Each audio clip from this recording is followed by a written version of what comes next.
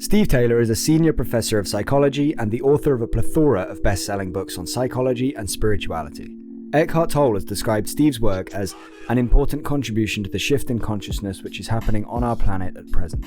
Today we're discussing Steve's book, The Adventure, a practical guide to spiritual awakening. This is my second interview with Steve and will not be the last. Scroll into the description for timestamps, extra info, and useful links. And if you enjoy this video, please like, comment, and share. Thank you. Thank you for doing this with me, Steve. You recently published The Adventure, a practical guide to spiritual awakening. I have to say, I think it's a profound book, and I think it's one that everybody should read. I think the world would be a better place if everybody did read it. I think I said something pretty similar to that last time we spoke about your book, Disconnected. I meant it then, and I mean it now, and I don't say it to everybody, I promise. To start us off, please tell me what inspired you to write The Adventure. It grew organically. I wrote a book called The Leap a few years ago, which has the subtitle, The Psychology of Spiritual Awakening.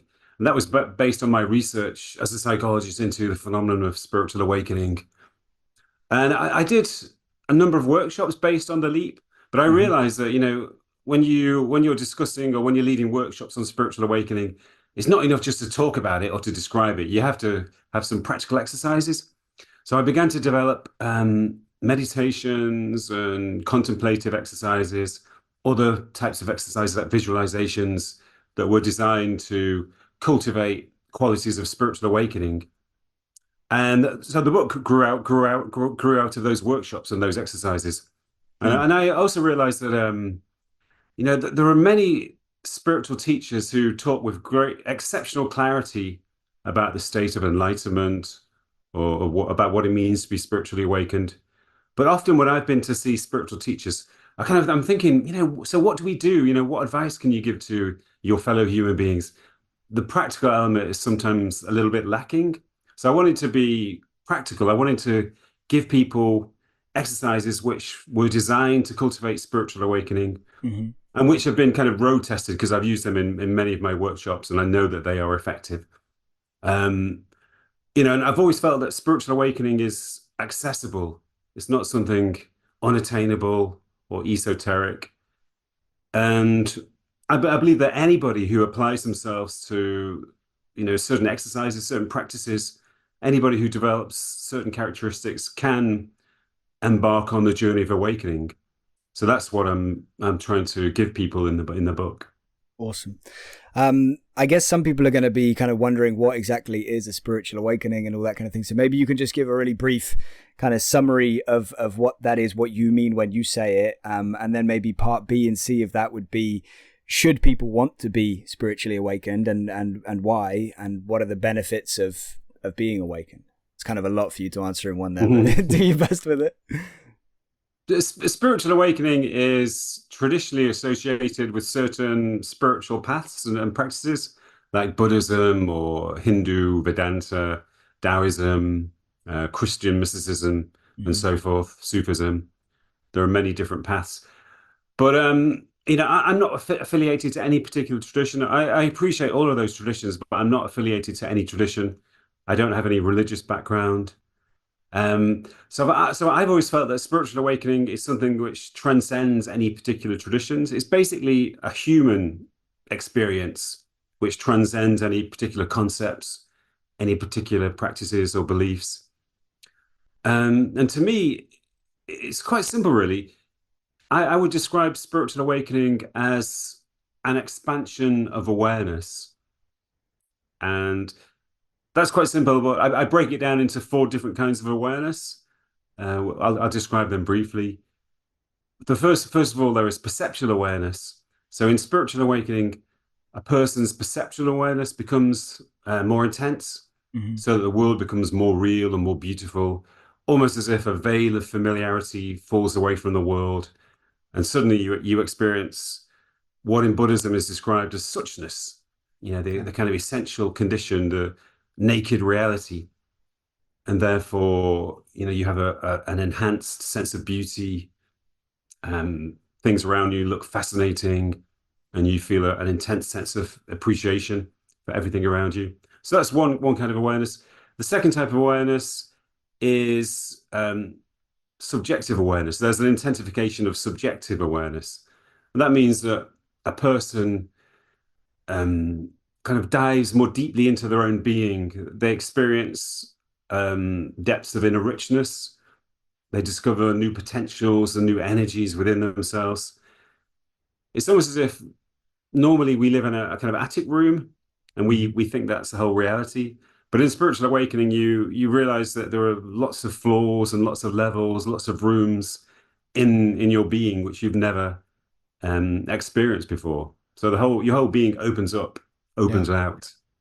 Then there's what I call intersubjective awareness. And that means that in spiritual awakening, there's an intensification of your sense of connection to other beings.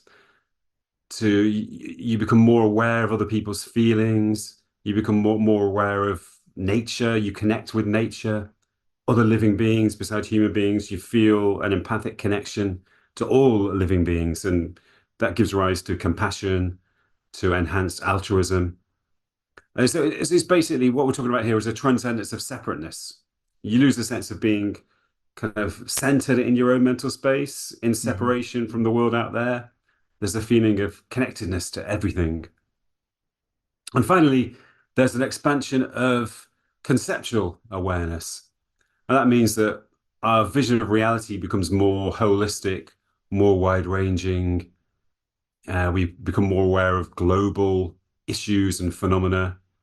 So rather than seeing the world through a kind of prism of our egocentric needs and desires, we have a much more wide-ranging kind of transpersonal perspective. So that other people's issues or global issues seem just as important, or even maybe even more important than our own personal concerns. It's like as if we shift from an egocentric perspective to a world-centric or maybe a cosmocentric perspective. Yeah. So that's how I would describe spiritual awakening. And the second part of your question was why would people want to undertake the journey of spiritual awakening? It's essential, really, because in my view, almost all human suffering is caused by a sense of separation. Yeah, that's what I was thinking. I just had your other book in mind when you were saying some of the things that kind of aligns perfectly with that. But yeah, sorry, carry on. Yeah, exactly. Yeah, it's about disconnection. Human suffering is essentially caused by, certainly psychological suffering is caused by a sense of disconnection from reality, the feeling that we are trapped inside our own beings, in duality to the world, in separation from other people. So in awakening, we transcend that separateness, and therefore we let go of that suffering. We feel a sense of harmony. We lose the desire to accumulate possessions and power and wealth, because that stems from a sense of disconnection. When we transcend that sense of disconnection, the desire to accumulate is replaced by a desire to contribute. There's an altruistic desire to alleviate other people's suffering and to contribute to the human race. Yeah. Pretty strong reasons to want to take that journey, that adventure, I think. Like, even if it's just boils down to the one simplest fact, even if people are looking at it from a point of like, what's in it for me, is like just you get to be happier, right? And more at peace within yourself. And then that will open many other doors, I suppose. Definitely. Yeah. You get to live at a high functioning level, life becomes much easier, much more fulfilling. Yeah.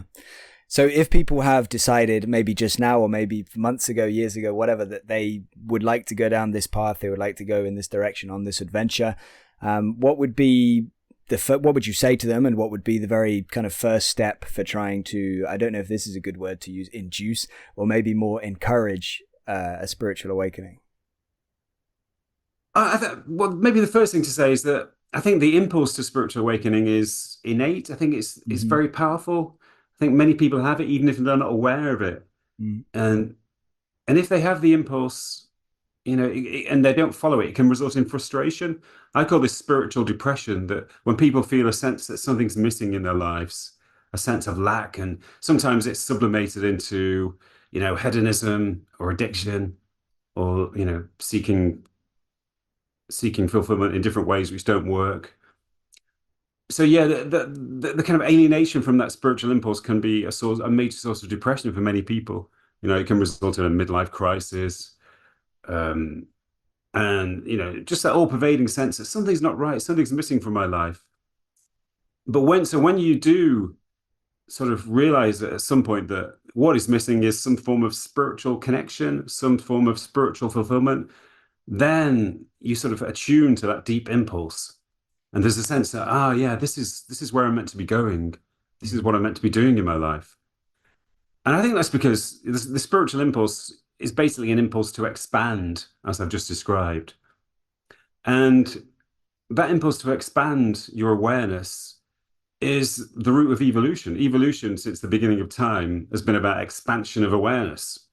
Like it's about other things too, but I think primarily it's about expansion of awareness. So you're aligning to a deep evolutionary impulse. So once once that alignment takes place, then the impulse itself has a momentum that carries you along. And so you don't need to make an effort. You don't need to, you may need some degree of self-discipline to focus on certain practices, to follow a certain path. But there's an impetus, which is deep rooted within all of us to follow a path of spiritual awakening. Yeah. And before what I would like to do today is I'd like to talk about a couple of the 8 qualities that you list in your book as 8 qualities of wakefulness, not the 8 qualities of wakefulness, but as 8 important, let's say, qualities of wakefulness. So yeah, I want to kind of jump around a few of them. Before we do, are there any other kind of general suggestions or advice that you would say to people that want to go down this path? Any just general suggestions of how to kind of point them in the right direction or give them a gentle nudge in the right direction? Well, I think, many of us try all kinds of different routes to happiness and fulfillment. Often we spend our early years seeking sort of hedonistic fulfillment. Mm-hmm. And maybe we realize after a certain amount of time that it doesn't work very well. It provides, short-term pleasure, which fades away and leaves us with a sense of emptiness. And maybe also we seek materialistic fulfillment through possessions, through money, through buying things. So I think at a certain point, most human beings realize that there must be an alternative route to fulfillment. So I think eventually we will all arrive at the beginning of the spiritual path when we realize that these other routes to fulfillment don't work. So, I would advise people maybe to, rather than trying lots of different routes or routes that don't work, maybe just go to the spiritual path straight away, and then you just need to test the water just to try meditation or some of the exercises I try in my book. And you'll become aware of their power straight away. You become aware of the power of the inner world, the power of entering our inner subjective awareness and the contentment and the sense of connection which lie there. So once you've tasted that, you're no longer so focused on external sources of well-being because you realize that the real source lies within. Yeah. And we all hear that, don't we, when we're growing up and stuff, like our parents or people around us telling us like money doesn't buy happiness and, all chasing this and chasing that's not going to, and we don't really believe it at the time, do we? We're like, yeah, you say that, but look at that guy. He's got £1 million. But I guess ultimately this is also about realizing that, yeah, as you kind of alluded to there, like happiness can come from within. It's probably the best form of happiness that does come from within, and it doesn't change necessarily, even though, there's so many factors that influence those kind of states of mind. Yeah, it comes from within, and external factors can be obstacles rather than things that totally block, I guess, the sensation, the emotion. Yeah, that's very true. I always say that the more you seek happiness outside yourself, the less access you have to your inner happiness. It's partly about attachment. The more attached you are to external things like possessions or ambitions or beliefs, or even, being emotionally attached to other people without, love and attachment are 2 different things. You can be attached to somebody in an absence of love, when you depend on somebody for affirmation or identity. So the more you're attached to external things, the less access you have to the kind of unconditional contentment that naturally lies within you. Yeah. And I guess another way of looking at that is also kind of the attachment we have to our thoughts, which is the first one I want to talk to you about, this quality that you list as disidentification. So maybe you can first of all say a few words about what you mean when you say disidentification, and then I can ask you a couple of questions about it.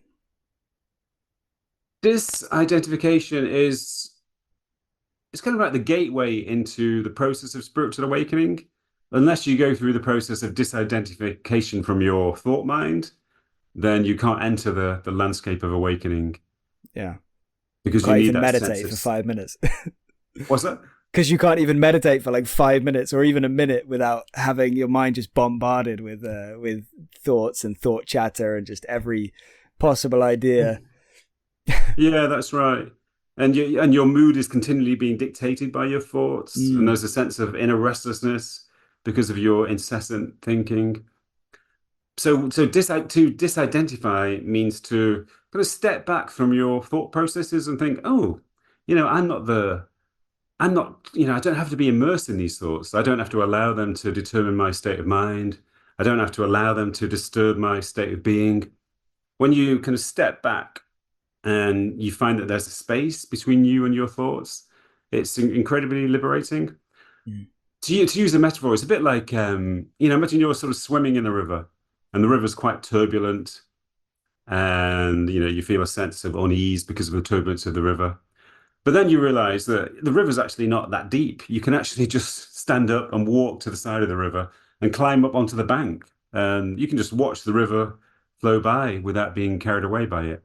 So that's what we do with our thoughts. We step outside our thoughts. We climb outside the stream of thought. And we sit on the riverbank and just watch the thoughts go by without being immersed in them. And you can think, oh, you can say to yourself, what a ridiculous thought. Why am I worrying about this? It's completely absurd. I don't have to worry about this. Everything's actually okay. So you start to not listen to your thoughts. And as a consequence, your thoughts start to slow down because the momentum of thinking is fueled by the attention and the identity we invest in thoughts. So as soon as you step outside the stream of thought, your thoughts lose their fuel, so mm. they begin to slow down, and eventually they sort of stutter to a halt, a bit like a car when it's run out of fuel. And you become aware of these little spaces between thoughts, and you can allow yourself to dive into those spaces, and you feel a sense of inner space, inner spaciousness, inner well-being, inner harmony. So it's incredibly important, both on a psychological and a spiritual level to step outside the stream of thoughts. Yeah. But I think a lot of people are really immersed in the stream of thinking without being aware of it. Yeah. I mean, speaking for myself, like I read that chapter in your book not too long ago, like quite recently, and like I am absolutely 100% identify with everything in it. Like I'm very much like in my thought chatter a lot of the time, like subconsciously, if not consciously. Like consciously, I'm thinking of practical things. I'm like, oh, what? I'm in kind of maybe more absorption, but I'm halfway in between, and I'm thinking of, yeah, what do I need to do? How am I going to do that? What about this? What about that? But then I'm also, as you talk about in the book, I'm thinking about memories. I'm thinking about positive ones, negative ones. I'm thinking about the future. I'm thinking about what's that going to be like? What if this happens? What if that hadn't have happened? Just everything and everything. And it truly is, like you said, you'll have these moments where you think, how ridiculous.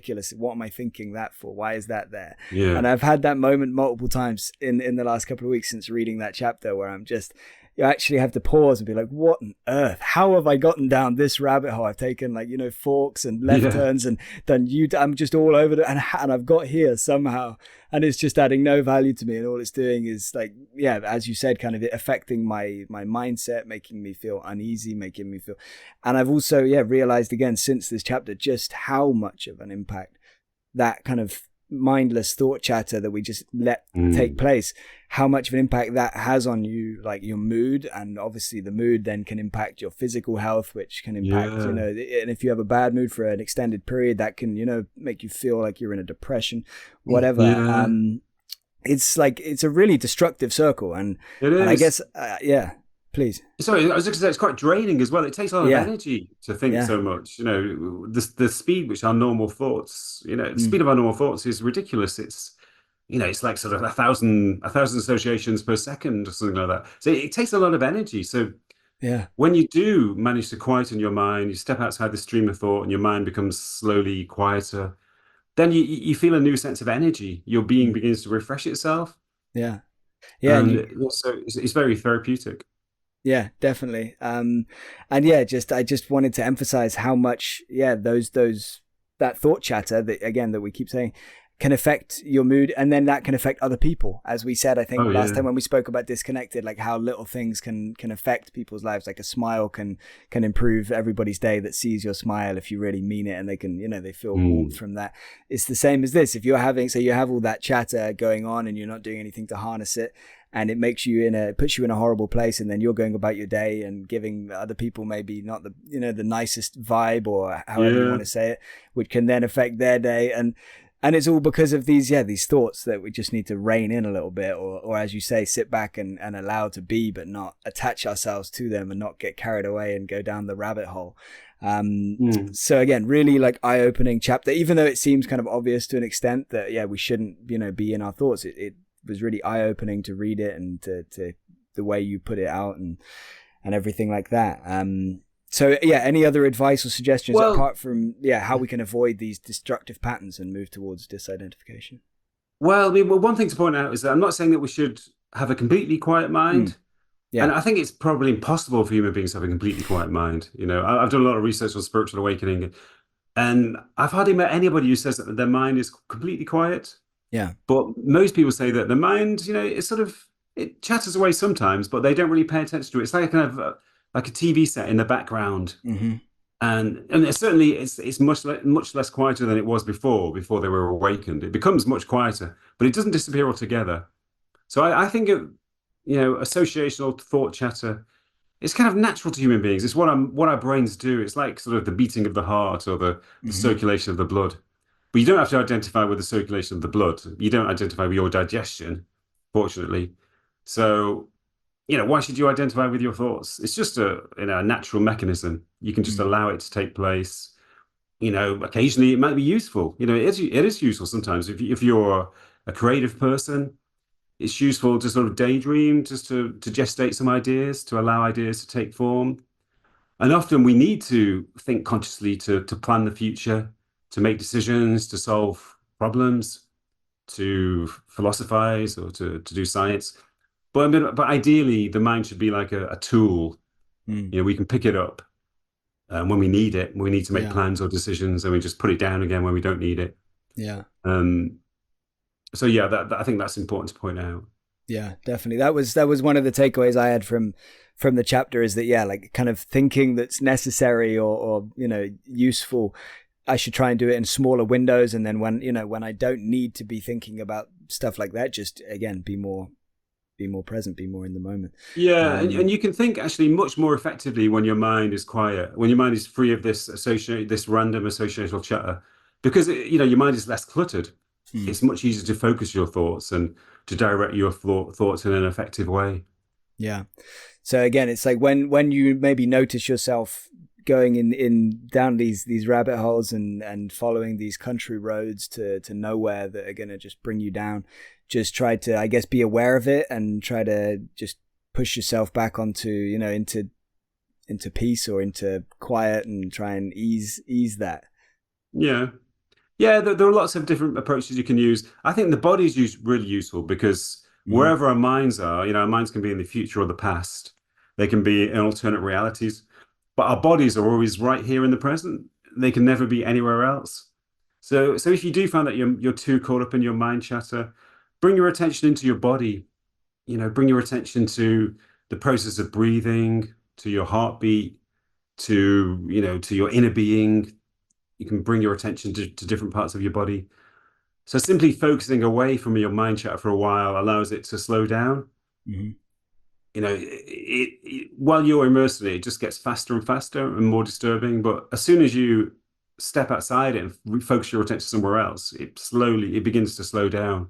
Yeah. Nature is really good for that too. Spending time in nature, Yeah. Yeah. and there are a couple of more specific techniques that I recommend in the book too. Like I have a visualization based on the idea of the riverbank, Mm-hmm. sitting on the riverbank, watching your thoughts flow by, Yeah. Yeah. and a meditation which allows you to you know, allows you to accord the same status to the thought process as you do to other biological processes. Yeah. Yeah, absolutely. And as I said already, I definitely recommend people get the book, The Adventure, and I think it's something. It's not just going to be a book you're going to read and put down. It's going to be it's like as you said in the title of the book, a practical guide. It's not just it is meant to be a guidebook, to help you explore the landscape of spiritual awakening. Yeah, absolutely. Okay, so to move on from disidentification, to follow the kind of order you went in the book for now, gratitude was the next quality that you wanted to highlight. Overcoming the taking for granted syndrome, I think, is one of the ways you put it in the book. And again, as with disidentification, is something I can easily hold my hand up and say, this is a major area I need to work on. I need to be way more, have that kind of attitude of gratitude, that appreciation in every aspect of my life. I get so easy to be taken into the taken for granted, and I guess part of it could be because you're so busy in the thoughts that you forget to really appreciate what's happening and what's around you, and people, and yeah, it's easy to slip into that taking for granted. So can you, first of all, say a few words? I mean, most people know what gratitude is, but if there's anything you meant other than, there's anything else you want to say about it, if you want to say a few words about it, please do. Let's start with that. I think I suggest this in the book. I think one of human beings' essential problems is what I call the taken for granted syndrome. Mm-hmm. We do have this incredible ability to take things for granted. That applies to our health, our bodies in general. It applies to the people in our lives who we take for granted. It applies to the conditions of our lives, like our freedom, our affluence, and so forth. And we can tell this because when these things are taken away from us, we suddenly wake up to their value. It's like when your partner, let's say you're taking your partner for granted, and she threatens to leave you because she's fed up with being taken for granted, or he. And then you sort of wake up, oh no, what am I doing? I'm taking her for granted. I'm not aware of how precious and beautiful she is. So you wake up to her value. Same with your health. You have a brush with mortality, maybe a serious illness, and you think, wow, it's so fantastic to be alive in this functioning body. My body does all these amazing things to keep me alive, and how can I take these things for granted? Or maybe you go to a country which has issues with poverty. Maybe you go to an Asian country like India, for example, where there's a great deal of poverty, and that wakes you up to the value of your affluent lifestyle, and you think, wow, I'm so lucky. I need to do something with my freedom and affluence. So you wake up, you sort of snap out of the taking for granted syndrome, but then after a few weeks, you go back into it again. You sort of switch off to your blessings. But I found in my research on spiritual awakening that spiritually awakened people don't do that. They don't never switch off to the value of their blessings. So they're always aware of the value of their bodies, of their health, of the people, their loved ones, of their affluence, or they're always aware of perhaps most fundamentally, they're aware of the value of life itself. Mm-hmm. What a privilege, what a gift it is to be alive in this world for a certain amount of time before our form passes away. And so, I offer sort of exercises and contemplations to encourage people to, emerge from the taking for granted syndrome and be constantly aware of the blessings in their life. Yeah, it doesn't mean that that you constantly think to yourself, "Wow, I'm so lucky," but when you have time to rest and contemplate your life, then there's a kind of like an ongoing undercurrent of gratitude which you can attune to, and which naturally emerges. It's always there as an undercurrent inside you. Yeah, absolutely. I mean, we can probably all recall a time when we were more grateful for just everyday things, just to be alive and to be having the experience. And normally it would be when we were younger, like in the earlier portion of our lives. And so it can be done. We can get back to that, just being a bit happier and more grateful to be to be alive, to be around, to be experiencing things. We know that these blessings are there. We know that there are beautiful people in our lives. So we know that we are lucky in many ways, but it seems to be quite difficult for us to retain that awareness, to maintain that awareness. I think there are two situations which seem to be very effective in awakening a permanent sense of gratitude. One is traveling to the moon, which I explore this in the book, that most of the astronauts who travel to the moon returned to Earth with this amazing sense of gratitude for life on Earth. They saw the Earth as this tiny, fragile blue pearl in the midst of the darkness of space. And they thought, wow, everything I value in my life is there on this tiny planet in the midst of emptiness. So they returned to Earth with this amazing sense of gratitude for life on Earth and for the conditions of their own lives. There was one guy who said that, a guy called Alan Bean, Hmm. who was interviewed shortly before he died. So this was like 40 years or more after he'd been to the moon. And he said that since he's returned to the Earth, he's never complained about anything, because he's just glad to be alive on this planet. And he's never complained about the weather because he said he's just glad that there is weather Yeah. because there is an atmosphere around the planet. And that's not uncommon for people, for astronauts. And the second way in which gratitude spontaneously arises and becomes permanent is after an encounter with death. There are so many people who've recovered from a diagnosis of cancer or another serious incident or a serious accident, and they've kind of woken up to the value of life. They no longer take life for granted. They realize that life is temporary, life Mm. is fragile, and life is precious. And once you have that, then everything transforms. Yeah. I guess even sometimes if somebody has that kind of experience, maybe they gradually slip away and it takes another, brush with death or something around them to happen to kind of remind them again. Because again, it's so easy, at least maybe you said it's different for when you're spiritually awakened, but for most of us, it's so easy to kind of slip back gradually, maybe so gradually you don't even notice it, but you just kind of gradually slip back into this taking for granted. Yeah, Um, possibly. But yeah, I mean, but what I'm trying to do though is to try and encourage people not to do that, to give them some yeah. strategies of not doing that. I mean, because I Yeah. think to a large extent it's habitual. We habitually take things for granted, just the way that our minds have developed. Hmm. So I'm trying to replace the habit of ingratitude, or with a new perspective of gratitude. And I think once you practice gratitude consciously for a while, it becomes natural and it becomes innate. So Hmm. it's just really getting to that point where it becomes natural. Yeah. Do you think we need to be grateful for everything? Is there like, is it both the good and the bad we need to somehow try and be grateful for? Or is that like overcomplicating it and we should, we just need to be grateful for good things and bad things, we just need to tolerate them? Um, Well, I think we'll probably talk about acceptance there. I think we need to have an undercurrent of gratitude. We need to be grateful for life itself and for the people in our lives and for the beautiful natural world in which we live and for the abundance of food or drink that we maybe that can help us to stay alive and for our health. But obviously, challenges can occur in our lives, negative experiences, and I don't think we need to be grateful for everything. But when negative experiences arise, we should accept them, and they should occur kind of on top of this undercurrent of gratitude.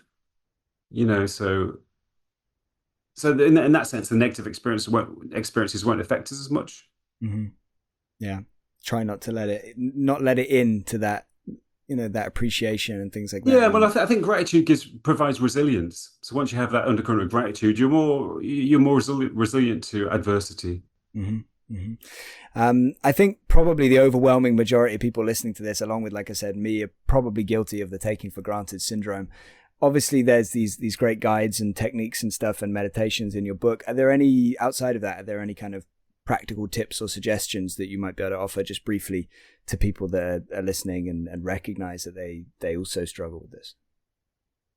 Well, there are certain things we can do to strengthen the attitude of gratitude or the habit of gratitude. So I think, as I said before, it's to an extent it's about replacing the habitual ingratitude with a new attitude of gratitude. Um, and I have an exercise in the book. Well, first of all, we sort of follow the journey of the astronauts. We do Mm-hmm. this visualization where we travel to the moon and we stare at the Earth from the moon, and we're aware that all of the things that constitute our lives are there on that tiny planet. And we allow a sense of gratitude to fill us, and we become aware of what aspects of our lives we are most grateful for. What emerges? Is it the places that we visit? Is it the people that we love? Is it just certain activities that are in our lives? So we become aware of those aspects of gratitude, those blessings, if you like. And then I encourage people to write them down, to write maybe 6, 7 sentences which express gratitude in their lives. And then I encourage them to transfer them to a poster, or to type them out and print them out. So then, and to put them somewhere in the house where they'll see them every day. So you could put them in your kitchen, in your restroom. You could put them next to you on the driver's seat when you're driving. And just whenever you pass them during the day, just allow yourself to contemplate them, to remind yourself of them. And in that way, you'll probably spend several minutes every day reminding yourself of your blessings. And at a certain point, it'll become ingrained into you. That constant or regular practice of gratitude will inculcate a natural attitude of gratitude. Yeah. So to an extent, it's about reminding ourselves. We keep reminding ourselves of the things that we're grateful for until it becomes ingrained into us. We don't need reminders anymore because it's just there in this undercurrent of gratitude. Yeah. So again, great advice, like forming the habit of kind of reminding yourself to be grateful, and then that's gonna become so ingrained that it's something we do automatically. Yeah, and it's connected to the first quality we were discussing, disidentification, because the ego mind, the thought mind, it likes to complain. It likes to complain and criticize and think, "Oh, woe is me! Why am I so unlucky? Why isn't my life better?" And let's imagine a better future, or let's remind ourselves of the past when things were better. So an attitude of gratitude helps you to step away from the thought mind, and vice versa. The more grateful you become, the less identified you become with the thought mind, and you step out that mode of complaining and criticizing. Yeah, and you step into the present. So I guess the next thing I want to ask you to say a few words about is presence. That's, again, one of these chapters that you kind of focus on, freedom from time. And again, it's something that I myself am trying to work on, and your book is really helping with that. So yeah, just say a few words what you mean by presence, and why that's so important as part of this journey. I have the concept in the book that I call the 3 A's, or the 3 states of being. And so I suggest that at any point in our lives, we are always in one of these 3 states of being. And human beings spend our lives switching or shifting from one of these modes to another. And the first A is abstraction. And that relates to identification with the thought mind. Abstraction is when our attention is immersed in our thoughts, when we're daydreaming, or when we're dealing with issues in our minds. The second one is absorption, which is when we immerse our attention in a particular activity or a particular form of entertainment, like the internet or a book, or maybe, I think probably most of the time we're immersed in the tasks of our jobs or in the daily chores of our lives. But the third A is awareness, which is equivalent to presence. And awareness is when our attention is not focused in our minds, it's not focused in one particular activity or entertainment. It's just kind of wide-rangingly focused on our present experience.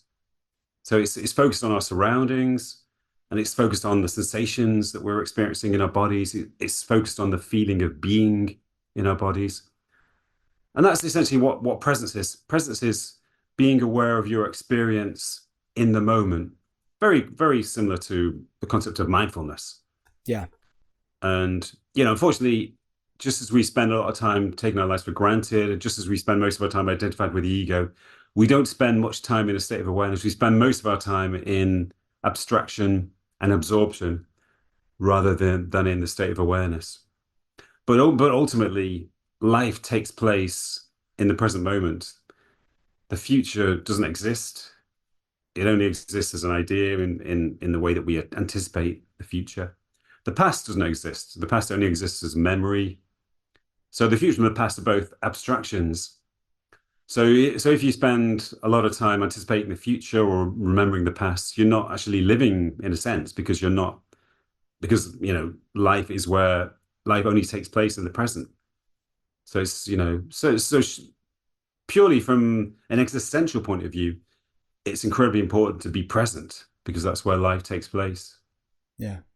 Yeah, definitely. And again, since like reading it, it kind of was a bit of a wake up call to me. I know I am guilty of it quite a lot of, you know, being on the internet, on Reddit, social media, whatever. I'm not a big social media guy particularly, but I like reading what people have to say about things, and, you know, reading about the news and all this kind of thing. And it's so easy just to want to have a quick look at something, and then you get sucked in, and you're scrolling, or you're talking to somebody, or you're in YouTube, you know, going through various videos and reading the comments, Yeah.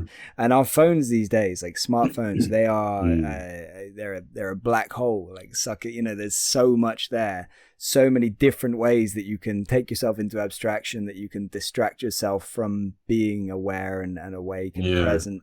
They're unbelievable, really. Like it's I crazy to know. think about, like, the extent of it. But yeah, so I'm sure lots of people have that same issue. And again, if it's not the phone, it's the computer, it's the TV, it's whatever it's going to be. It's even the thought chatter, I think, again, as you say. Yeah.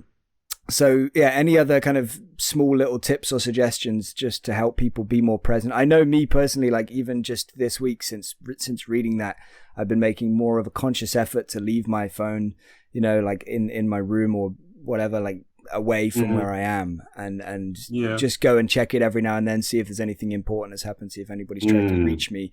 But I'm no longer like looking at, you know, every little notification that comes in, or Yeah. picking it up every time my mind, you know, every time I have a few seconds, I'm like, oh, I need to quickly distract myself so I don't think about it, Yeah. like subconsciously just pick it up. And so I'm I trying to, yeah, know. trying to be more and trying to just be present Yeah. and stuff. Again, But it's quite habitual. yeah, Um, definitely. and yeah, I mean, it becomes, the more you do it, the more power it gains, because it becomes Mm, more habitual. The kind of momentum builds up. So it's certainly, those simple practical measures like leaving your phone at home, turning the internet off. yeah, Um, but it's a question of, being rather than doing. We fill our lives with activity, and we forget to be. But being, it's incredibly powerful just to be, not to do anything in particular. It's just to kind of turn every device off and just be aware of your experience in the present, particularly if yeah, you're outdoors, if you're walking in a city or in the countryside. It's incredibly enriching to give your attention to your surroundings and to your experience in that moment. And yeah, but yeah, I mean, what one simple practical measure I recommend is what I call the gentle mental nudge. mm, And that's, when you become aware that you've lost your focus in the present moment, when you become aware that you've switched into a mode of abstraction, or when you become aware of the impulse. I mean, we often have this impulse to absorb our attention to something, like you say, I've got a couple of minutes free, like reach for a book, reach for a magazine, turn the internet on, reach my phone. But, just be aware of the impulse and think, no, I don't need to follow this impulse. I can just allow the impulse to pass by. yeah, And if you do find that you're in abstraction or absorption, give yourself a gentle mental nudge back into the present.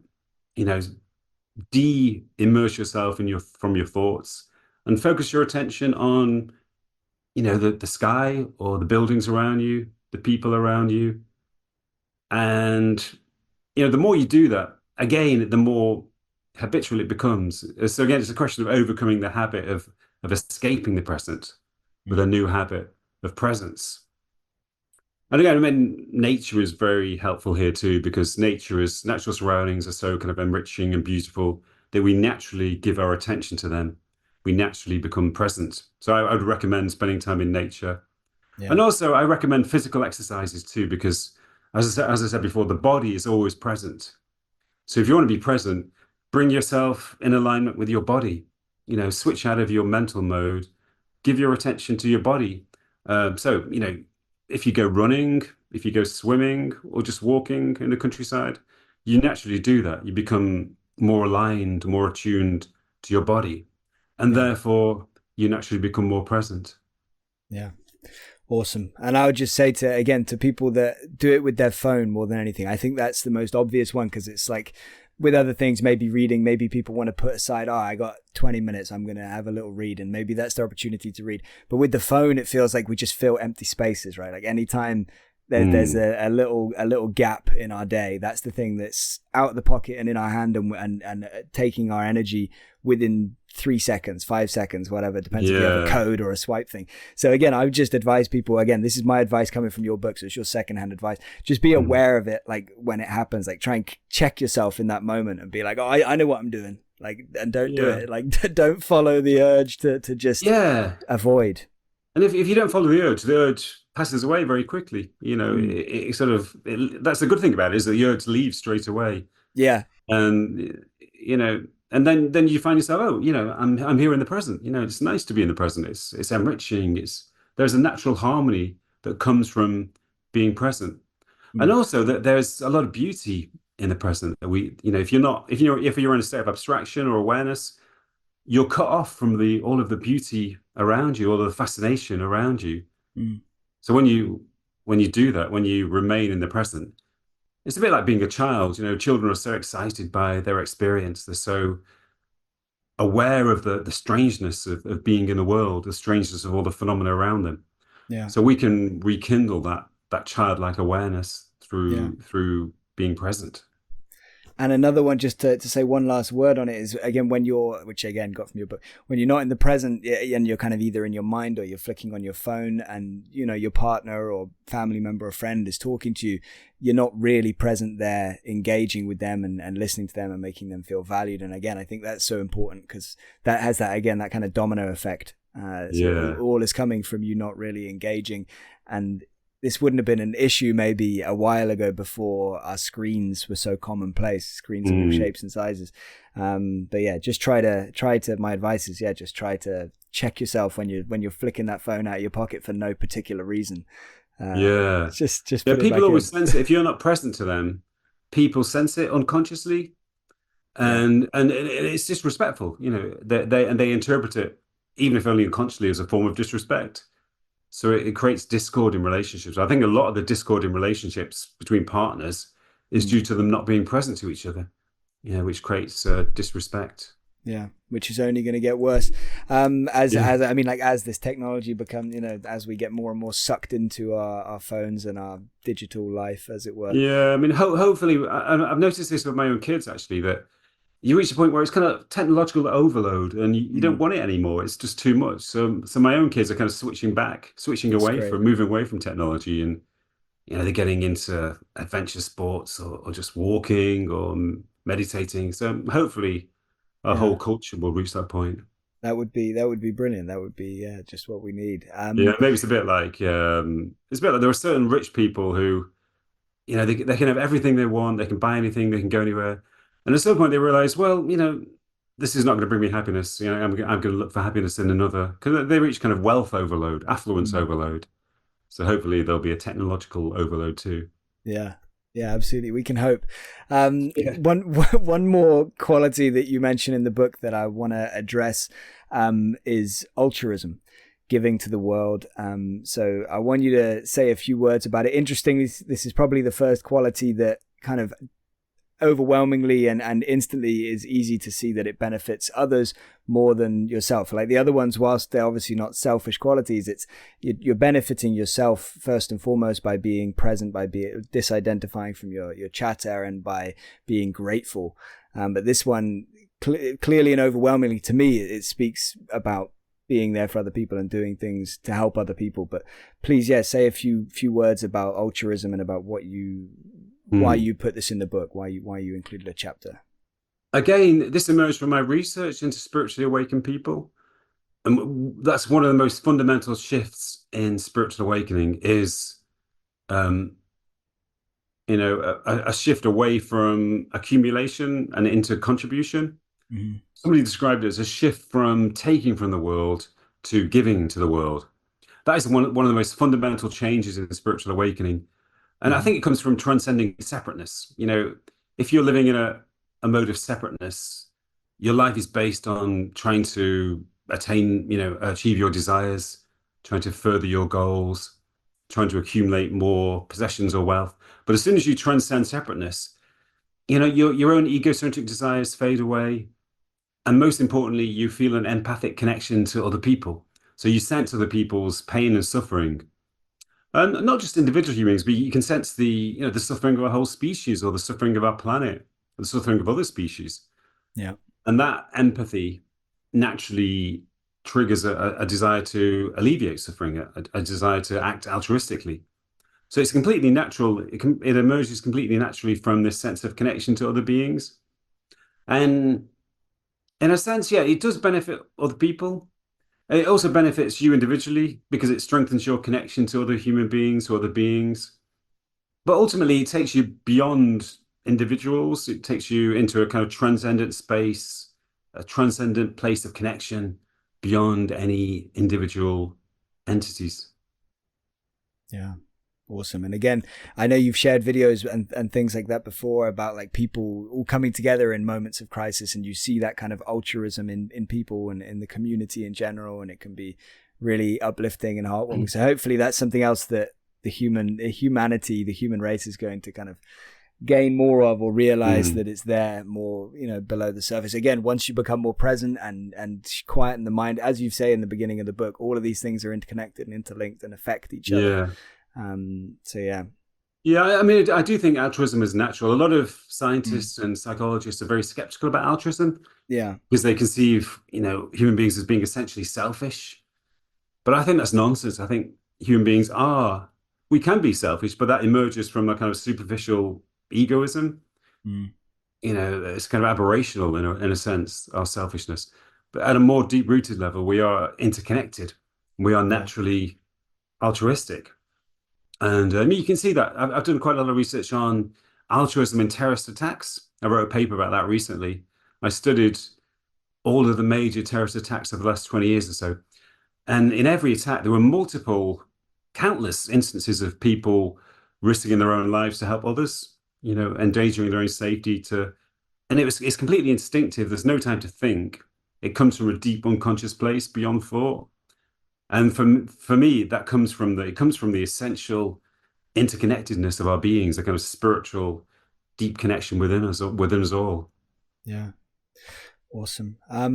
I got just a couple of last kind of quick questions before maybe we can close out with a meditation, if that's still okay. So yeah, if we just kind of keep these fairly brief. So are there any other qualities that you mentioned in your book, or that you don't include in the book, that you want to mention now that you think deserve to just be mentioned, qualities associated with wakefulness? In the book, I also mentioned acceptance. And again, that's one of the qualities which awakened people mention again and again. And it's quite simple, really. It just means not resisting the realities of your life. So if you're ill, don't resist your illness, accept it, open yourself to it. If you're living in an unpleasant situation, due to relationships or the environment where you live, acceptance does not necessarily mean that you kind of resign yourself to the situation, but you have to accept it. You have to acknowledge it before you change it. So it's important to emphasize that acceptance is not the same as resignation. But acceptance is the first stage of change. If something needs to be changed, you first need to accept it. But more than that, we need to accept every aspect of our lives in order to live in harmony, because resistance creates a discord.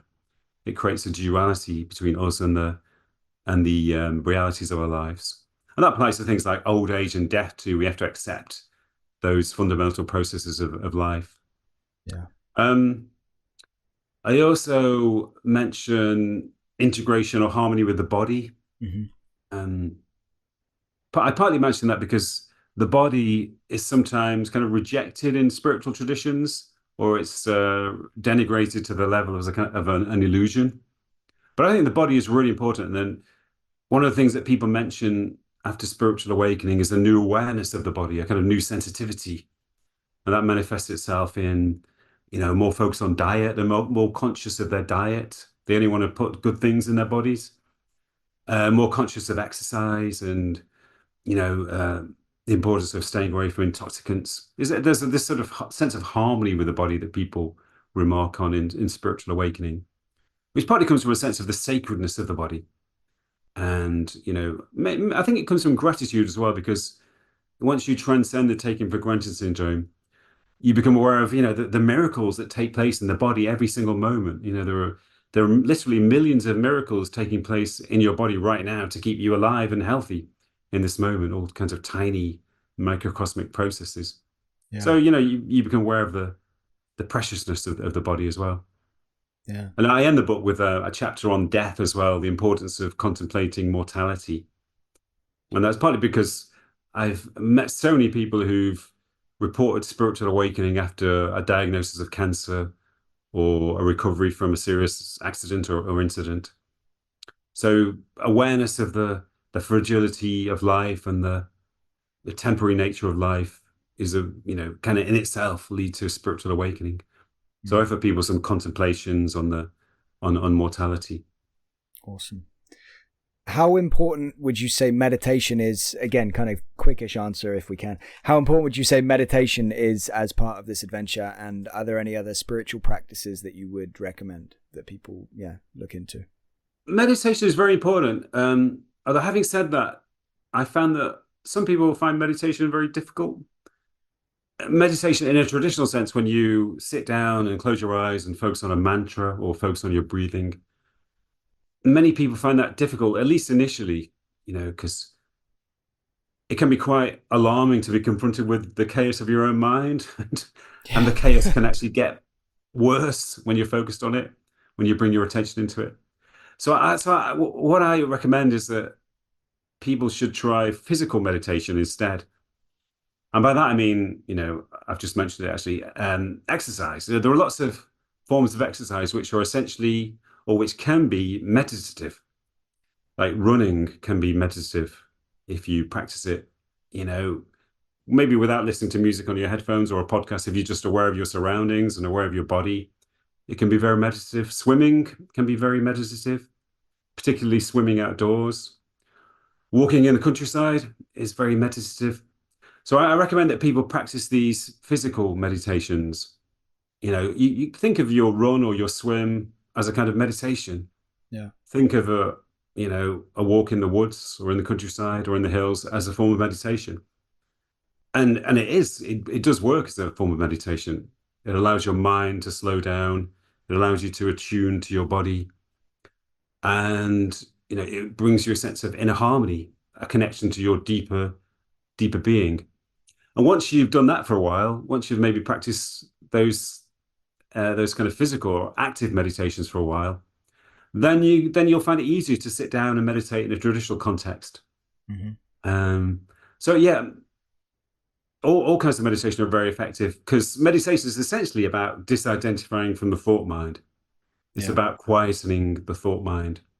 Yeah. And any form of practice which enables you to do that is very helpful. Awesome. And obviously the physical kind of meditation has the advantage of being good for your physical health as well. It's gonna help with that. Yeah. Last kind of quick question about this would be, how can we use the trials and tribulations of everyday life to help us along this adventure rather than kind of hinder us and make us feel, stuck and distracted and, feel, I don't have time to think about any of this stuff. How can it help us? That's where we need to apply acceptance. Mm-hmm. Because, life is never going to be completely free of obstacles and challenges or crises. We should expect that they're going to emerge at a certain point. And when they do emerge, it's important to acknowledge and accept them. And also to acknowledge that they're part of the flow of life. They're part of the natural, they're just natural consequences which come with being alive. And if you resist them, if you try to push them away or don't face up to them, their power intensifies.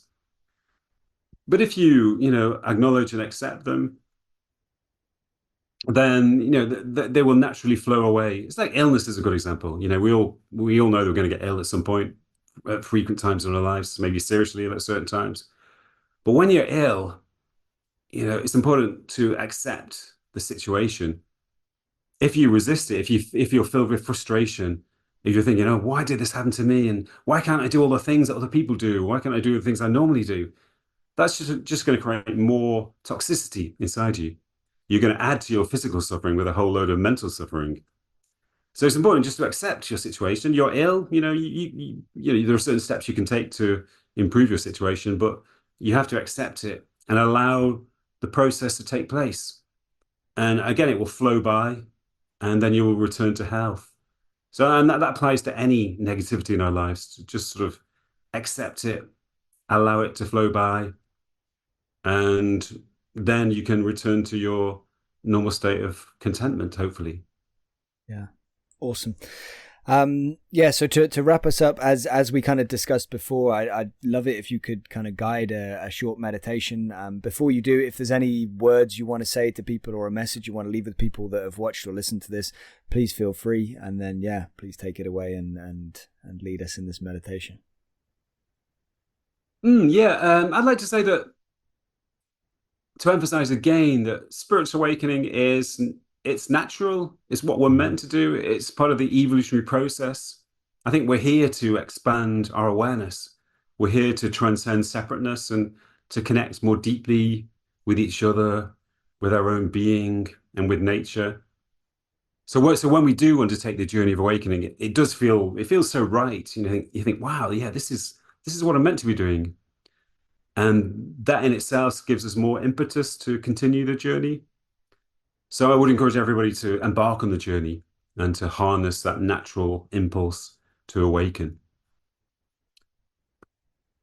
So let's go back to, we began by speaking about disidentification. Mm-hmm. So I'll lead a short meditation based on disidentification. Perfect. And let me begin by reading a short poem. I'll read a short poem and then lead everybody into a meditation based on their poem. So this is a poem called "You Are Not the Process." Sometimes it's demeaning to watch thoughts flow by and realize how absurd they are. It's like being it's like being sober at a drunken party, cringing as friends make fools of themselves. Can this really be me? You ask yourself, ashamed. Is my mind really so full of nonsense? But whoever said these thoughts were yours? Thinking is a process that takes place inside you, like digestion or the circulation of your blood. And you are not your thoughts any more than you are your digestion. Pay as little attention to your thoughts as you do to your circulating blood. Take the contents of your thoughts as seriously as the contents of your intestines. Soon, your thoughts will fade into a background noise that doesn't disturb you, like the hum of a small TV set, turned down low, flickering in a corner of your room. Then you'll look inside yourself and find nothing to be ashamed of. So let's close our eyes for a moment, and I'll lead you through a short meditation based on the idea of that poem. We're going to bring our attention to one or two different processes that take place in our bodies. First of all, let's bring our attention to the process of breathing. Bring your attention to the sensation of the air as it brushes your nose as you breathe in and out. Just feel the air brushing your nose as you breathe in and as you breathe out.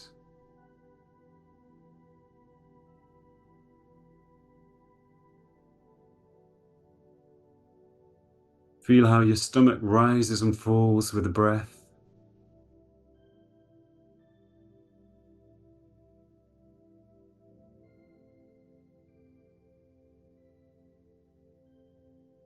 If your attention wanders away, just bring it back to that feeling of the air brushing your nose as you inhale and exhale.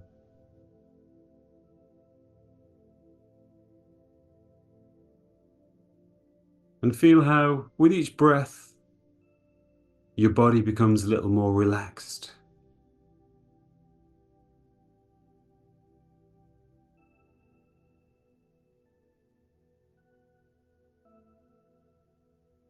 And after one more breath, paying attention to your in-breath and out-breath, we'll bring our attention to a different process. Now, bring your attention to the area of your heart and be aware of the pulse of your heart.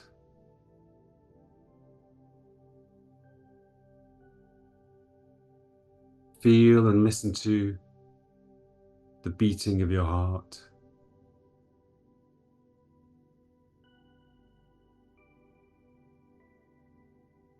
Sense how you can register the pulse, not just in the area of your heart, but in other parts of your body, like maybe the palms of your hand. Maybe in the wider area of your chest.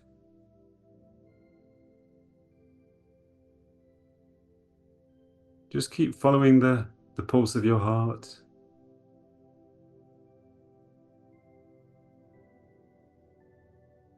Also feel a sense of gratitude to the pulse of your heart too, with the awareness that it's keeping you alive in this moment. It's performing a function that helps to keep you alive.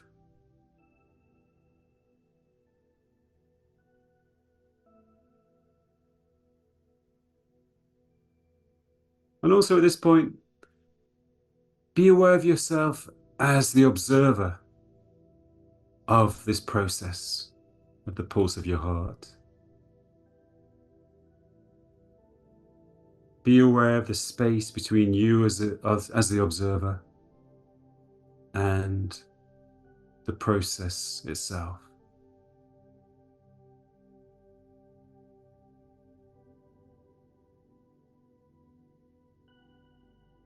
Now let's bring our attention to another process which is related to the heart. Be aware of how your blood is circulating through your body, down from your heart, into your lower chest and into your legs, down towards your feet. Then back up again, through your chest, down into your arms and hands. Back up again, up to your head, up to your brain.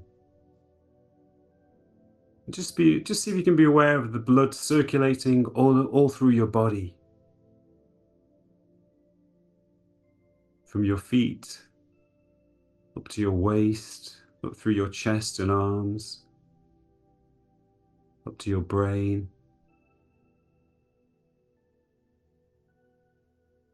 And again, feel a sense of gratitude to this process. As your circulating blood brings oxygen to every part of your body, cleanses your body.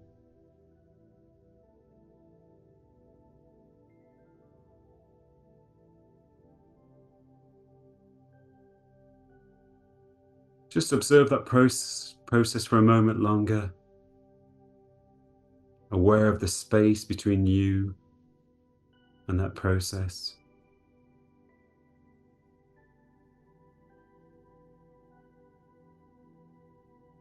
And now, let's bring our attention to a final process. Bring your attention into your mental space, in the area of your head. And maybe there are some associations passing by on the surface of your mind,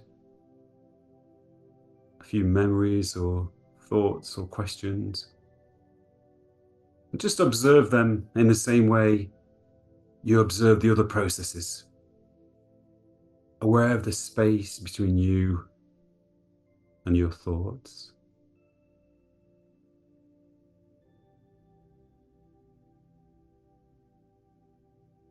Aware that your thinking is just a process,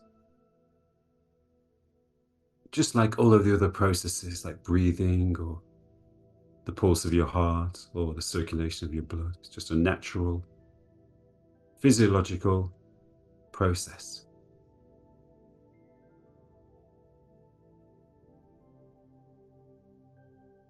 Sometimes thoughts might carry you away, but remember that you don't have to identify with them, just as you don't have to identify with your breathing or your heartbeat. You can just allow the process to take place without identification.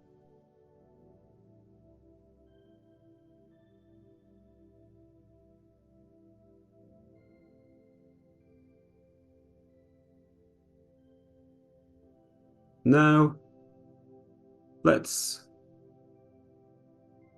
allow our minds to become empty, allow awareness of those processes to fade away. Allow your mind to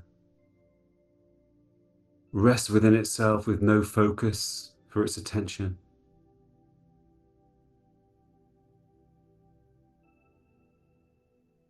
And again, sense that you are the observer. Even if you have nothing to observe, you are a witness within your mental space.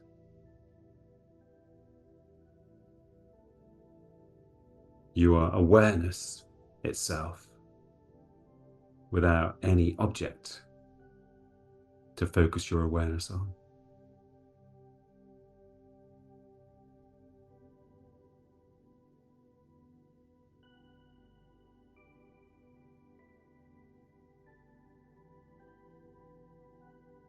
And now, let's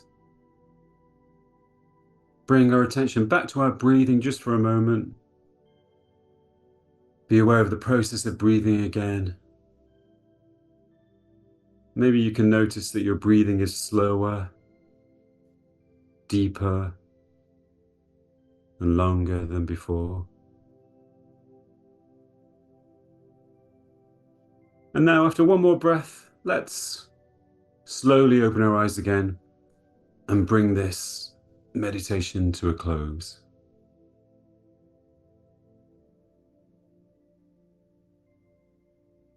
Awesome. Thank you, Steve. Thanks. Really appreciate that. And yeah, if anybody wants to find more meditations to help with these things that we've discussed today, I can't recommend your book enough. So yeah, the link is in the description to The Adventure, A Practical Guide to Spiritual Awakening. Yeah, thank you, and I wish you all my best, and I look forward to talking to you again. Thanks, Ben. It's been a pleasure. Thank you to Steve Taylor for talking with me. Thank you to our amazing patrons for helping us to keep the podcast alive. And thank you for listening. Please let us know in the comments if you followed the meditation and how it made you feel. Stay tuned for my next interview with Steve, where we discuss the nature of time. Please see the description for relevant links. Subscribe to continue unraveling the universe with us. And if you want to help us keep putting out content, please consider a monthly contribution via Patreon. Thank you.